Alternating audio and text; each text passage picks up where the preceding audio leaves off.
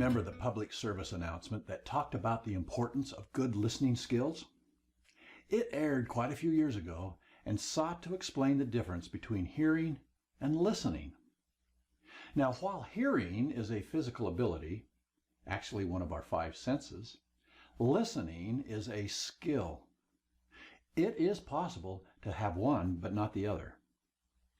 For instance, someone who is hearing impaired can be a great listener if he or she pays attention to the information someone is conveying, regardless of how it is being communicated.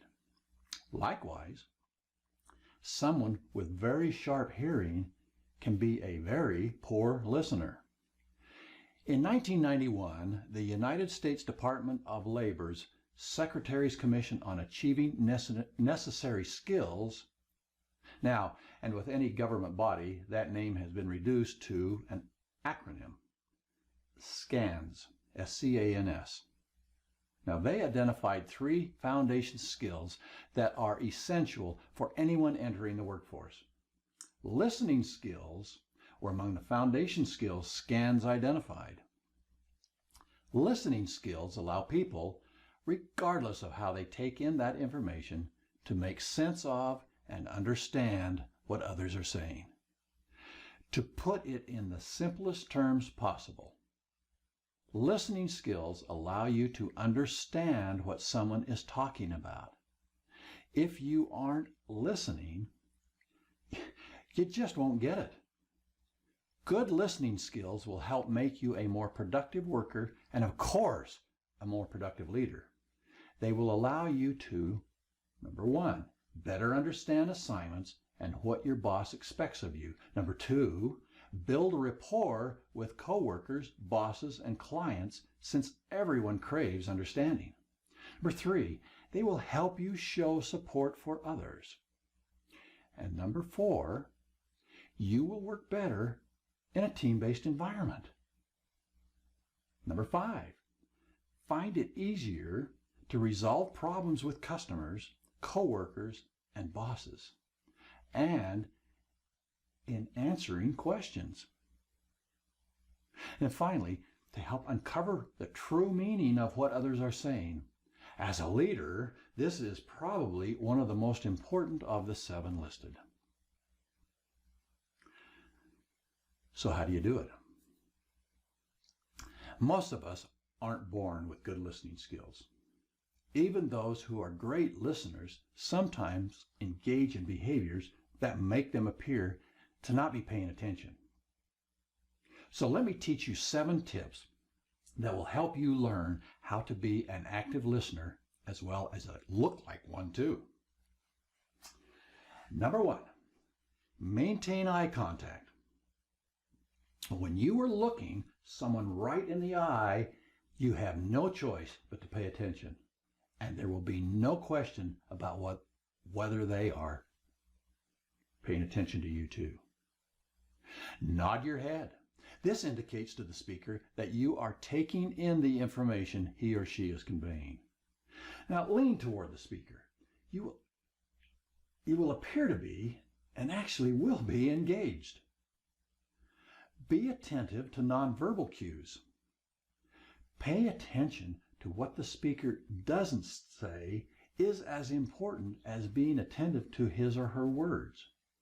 Look for nonverbal cues, such as facial expressions and posture, to get the full gist of what information the speaker is conveying to you.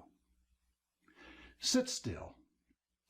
Fidgeting makes you look bored. And don't fold your arms. That tells the speaker you are not listening anymore.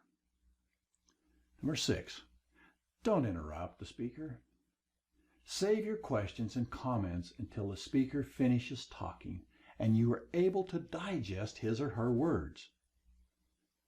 Now, number 7, you want to repeat instructions and ask appropriate questions. Once the speaker has finished talking, repeat his or her instructions to confirm that you understand them. This is also a good time to ask questions if you have any. If you heard one thing, but body language suggested something else, this is a good time to clarify that also. So, if it is so important, why don't we listen all of the time? Well, there are barriers that might get in the way in some situations. I will walk you through 5 that I experience the most. Others may come into your mind that you have noticed about your inability to listen. Number 1, I think this is the most difficult for me. You own biases or prejudices. If you disagree, why listen in the first place? Just wait until she's done, then I will set her straight. Or worse, I'll just interrupt her now to save us both a lot of time. Number 2, the inability to understand the speaker because of a foreign accent. With our global economy, this is especially tough if you are on the phone. Just make up your mind to listen as carefully as you can. Wait until he is finished, then ask all the questions you need to gain clarity. And number 3, the inability to hear because of background noise. This is the one time you can interrupt. Explain that you can't hear, and could she please just speak up or speak more slowly? And number 4, sometimes worry, fatigue, or anger are in play. It is hard to pay attention when your boss is talking and you assume she is bringing you bad news. You just need to suck it up and listen, hoping for the best. Number 5, some people have a short attention span. If you have a short attention span, you may have to interrupt by asking a clarification question just to give your mind a rest and time to reset so you can go on with the conversation. Try not to do it, but if you need to, then limit those interruptions. If you are faced with any of these listening barriers, you should try your best to overcome it. Your goal is to become someone who people like to talk to. Now, this is just an aside. If you have children, you know what it's like and what it feels like when you're talking to them. It's just like talking to a wall. Kids have an uncanny ability to appear to be listening to you while actually paying no attention at all. While this is something that may pass with age, it is important to help children develop good listening skills early. They will do better in school, and you will keep your sanity.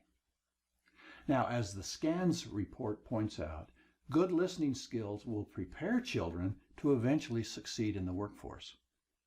Here are 4 things you can do. Number 1, when you tell your child to do something, ask him to repeat your instructions. And number 2, teach your child to maintain eye contact when talking to or listening to someone. Number 3, read out loud to your child and then engage her in a conversation about what you have read, eye to eye. Number 4, engage your child in age-appropriate activities that promote good listening skills.